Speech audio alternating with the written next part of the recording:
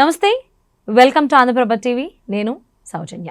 Laila movie ప్రమోషన్కి సంబంధించినటువంటి ఆ వేదిక మీద చిరంజీవి గారు కొన్ని కామెంట్స్ చేశారు జనసేన పార్టీని ఉద్దేశించి.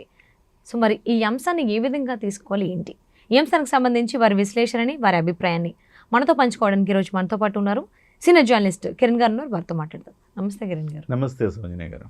చిరంజీవి గారు ఎప్పుడు కూడా సినిమాకి సంబంధించినటువంటి కార్యక్రమానికి వస్తే దానికి సంబంధించి మాట్లాడతారు.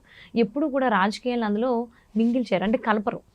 కానీ లైలా మూవీ స్టేజ్ పైన ఆయన జై జనసేన అనేటువంటి మాట అనడం జరిగింది. అలాగే ప్రజారాజ్యం పార్టీ రూపాంతరం చెంది జనసేన పార్టీగా ఉద్భవించింది, అలా మీ ముందు ఉంది అనేటువంటి కొన్ని కామెంట్స్ చేశారు. దీన్ని ఏ విధంగా అర్థం చేసుకోవాలి? పాజిటివ్గా అర్థం చేసుకోవాలి. పాజిటివ్గా అంటే కొంచెం వివరణ ఇస్తారా? అంటే జనసేన పార్టీ వాస్తవానికి పిఆర్పి పెట్టినప్పుడు ఏవైతే సిద్ధాంతాల ప్రాతిపదికగా పెట్టారో అవే సిద్ధాంతాల ప్రాతిపదికగానే జనసేన పార్టీ కూడా ఏర్పడింది అనేది దానికి అర్థంగా మనం చూడాలి. సో గతంలో 2009లో పార్టీ పెట్టినప్పుడు పార్టీ సిద్ధాంతాలు ఏంటి? 2 వర్గాలు మాత్రమే ప్రతినిధులుగా 2 పార్టీలు నడుస్తున్నాయి. అలా కాకుండా ఈసారి ఒక 3వ ప్రత్యామ్నాయం రావాల్సిన అవసరం ఉంది అన్న ఉద్దేశంతో ఆయన పార్టీ పెట్టాడు. పైగా ఓపెన్గా మాట్లాడుకుంటే 2 అగ్రవర్ణాలు, కమ్మ సామాజిక వర్గం 4% ఓట్లున్న కమ్మ సామాజిక వర్గానికి తెలుగుదేశం పార్టీలో 70 నుండి 80 సీట్లను కేటాయిస్తున్నారు. అదే సమయంలో కాంగ్రెస్ పార్టీ 7-8% ఉన్న రెడ్ల సామాజిక వర్గం వాళ్ళు కాంగ్రెస్ పార్టీలో ఒక 80 నుంచి 100 సీట్లు కేటాయిస్తున్నారు వాళ్ళకి. మరి 2 అగ్ర కులాలే ఈ ఫలాలు పొందుతూ ఉన్నాయి. మరి బడుగు బలహీన వర్గాల పరిస్థితి ఏమిటి అనుకున్నప్పుడు నేను పార్టీ పెడుతున్నాను, ప్రజారాజ్యం పార్టీ. ఇది బడుగు బలహీన వర్గాల కోసం, సో వాళ్ళ గొంతుకుగా ఉంటుంది పార్టీ, సో మార్పు తీసుకొస్తాము అన్న ఉద్దేశంతో పార్టీ పెట్టారు. సో గతంలో ఎవ్వడూ ఇవ్వని విధంగా 50% ఉన్న బీసీలకు 100 సీట్లు కేటాయించిన మొట్టమొదటి పార్టీ పిఆర్పి అని చెప్పాలి. సో అవే సిద్ధాంతాలు.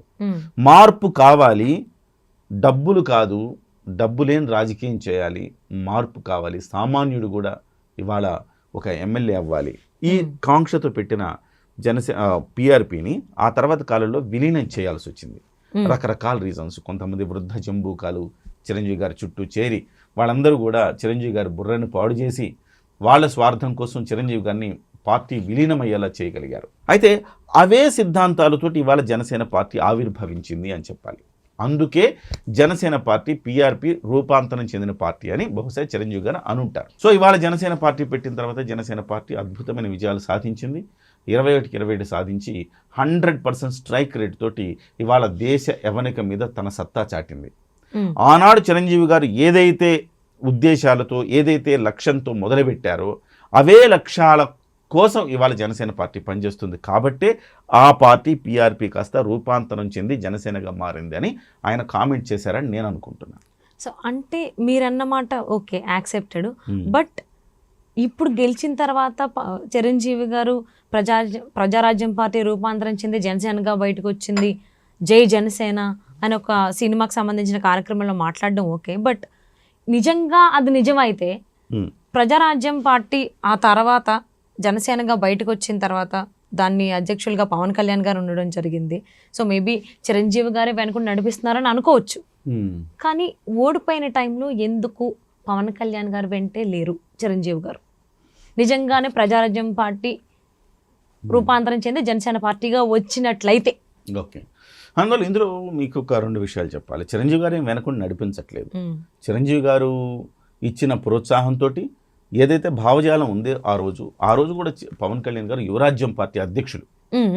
యువరాజ్యం పార్టీ అధ్యక్షులుగా పిఆర్పి కోసం అహర్నిశలు పనిచేశారు. ఆయన అన్నయ్యకి వీలు పడక, ఆయన మనస్తత్వానికి సరిపోక ఆయన పార్టీని విలీనం చేశాడు. కానీ నేనెందుకు పార్టీని నడపకూడదు అనుకుని ఆయన జనసేన పార్టీని పెట్టుకున్నారు. ఆ రోజు జనసేన పార్టీని పెట్టిన రోజు ఆయన జీరోలో పెట్టాల. మీరు ఒక వ్యాపారం చేస్తే మీరు జీరో నుంచి స్టార్ట్ చేస్తారు. సో వ్యాపారము, పార్టీను, ఇంకోటి జీరో నుంచే కదా మనం స్టార్ట్ చేస్తాం. కానీ పవన్ కళ్యాణ్ గారు మైనస్ నుంచి స్టార్ట్ చేశారు. ఎందుకు అంటే జనసేన పార్టీ పెట్టే నాటికి పిఆర్పి మీద ఒక రకమైన మైనస్ ముద్ర ఉంది. మళ్ళీ అన్న పెట్టాడు పార్టీ విలీనం చేశాడు, తమ్ముడు పెడుతున్నాడు పార్టీ, మళ్ళీ ఈయన ఎప్పుడు విలీనం చేస్తాడు, ఇలానే అంటూ వచ్చేవాళ్ళు. సో అది ఒక నెగటివ్ అయిపోయింది జనసేన పార్టీ. ఆ నెగటివ్ నుంచి పార్టీని మళ్ళీ జీరోకి తీసుకొచ్చి జీరో నుంచి ఇవాళ 100కి తీసుకెళ్లారు పార్టీని. సో ఈ క్రమంలో పవన్ కళ్యాణ్ అనే వ్యక్తి ఎన్నో ఆటుపోట్లకు గురయ్యాడు. ఆ సమయంలో చిరంజీవి గారు నేనున్నాను అని అంటే చిరంజీవి గారు ఉన్నాను అనగానే మైనస్ అవుతుంది.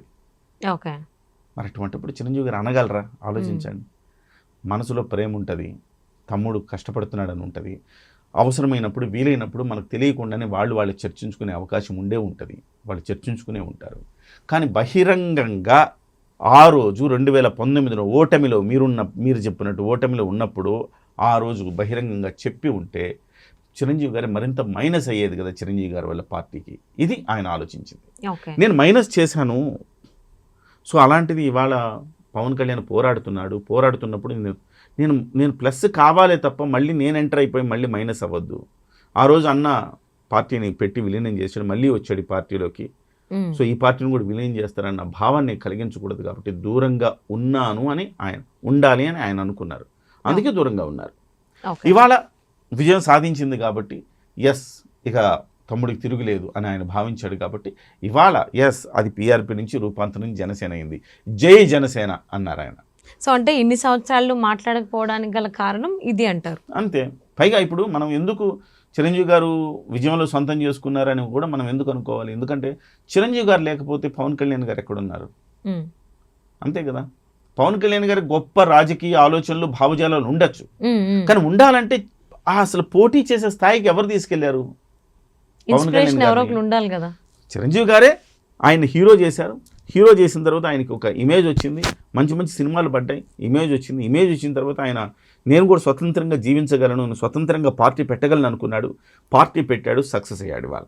సో చిరంజీవి గారి ఆయన లెగసీ నేను తీసుకొని వచ్చాడు. సో అంటే చిరంజీవి గారు ఒక సినిమా కార్యక్రమానికి వచ్చి ఇలా జై జనసేన అని జనసేన పార్టీని ఉద్దేశించి మాట్లాడడం వెనక కూడా ఏం అర్థం చేసుకోవాలి అంటారు? అంటే ఎప్పుడు ఇలా ఆయన అంటే పొలిటికల్ పార్టీకి వస్తే సినిమా గురించి మాట్లాడడము, సినిమా గురించి వచ్చినప్పుడు పాలిటిక్స్ లేదంటే ఒక రాజకీయ పార్టీ గురించి మాట్లాడడం ఎప్పుడు జరగలేదు. సో ఈసారి లైలా మూవీకి సంబంధించిన స్టేజ్ పైన ఎందుకు చిరంజీవి గారు ఈ ప్రస్తావన తీసుకురావాల్సి వచ్చింది? ఐ మీన్ జనసేన పార్టీకి సంబంధించి ప్రస్తావించాల్సి వచ్చింది. ఇప్పుడు విశ్వక్సేన్ తండ్రి గురించి పరిచయం చేస్తాడు ఆయన, యాదృచ్ఛికం అది, ఆయన కావాలని చెప్పరా. విశ్వక్సేన్ తండ్రి గురించి పరిచయం చేస్తూ ఈయన పీఆర్పీ టైం నుంచి నా ఫాలోయర్గా ఉన్నారు, నా పార్టీలో కూడా పనిచేశారని చెప్తున్నప్పుడు పీఆర్పీ కాదు జనసేన అని బయట నుంచి సౌండ్స్ వచ్చినప్పుడు ప్రేక్షకుల నుంచి వచ్చినప్పుడు ఆయన అన్నారు ఎస్ జనసేన, జై జనసేన పీఆర్పీ నుంచి రూపాంతరం చెందిందే జనసేన అని చెప్పాల్సి వచ్చింది అప్పుడు. అంతే తప్ప ఆయన పర్టిక్యులర్గా ఈ అంశాన్ని ప్రస్తావించలేదు. వాస్తవానికి అదేం డ్యామేజ్ కూడా కాదు, సినిమాకి ప్లస్సే అవుతుంది తప్ప డ్యామేజ్ కూడా కాదు. సో కొంత ఈ పృథ్వీ చేసిన కామెంట్స్ ఏవైతే ఉన్నాయి కొంచెం డ్యామేజింగ్గా ఉన్నాయి, కానీ దానికి ఇవాళ ప్రెస్ మీట్ పెట్టి వివరణ కూడా ఇవ్వబోతున్నారు. కానీ చిరంజీవి గారు చాలా చక్కగా మాట్లాడారు. డెఫినెట్గా ఇదొక ఆహ్లాదకరమైన వాతావరణంలో జరిగింది ఆ కార్యక్రమం మొత్తం. జై జనసేన అన్నారు అంటే చిరంజీవి గారు బహుశా ఇంకా వేరే పార్టీలకు వెళతారు అనేది కొట్టిపారేయచ్చు. And absolutely. And even Chiranjeevi garu ఎప్పుడైనా కానీ ఏ వేదిక మీద అయినా చాలా పెద్దరికంగానే వ్యవహరిస్తూ ఉంటారు. ప్రతి సందర్భాన్ని కూడా చాలా ఆచితూచి ఆయన హ్యాండిల్ చేస్తూ ఉంటారు. సో అది అందరికీ తెలిసిందే. సో లైలా మూవీ వేదిక పైన కూడా ప్రతి అంశాన్ని చాలా చక్కగా హ్యాండిల్ చేశారని అర్థమవుతుంది. Thank you so much Kiran గారు.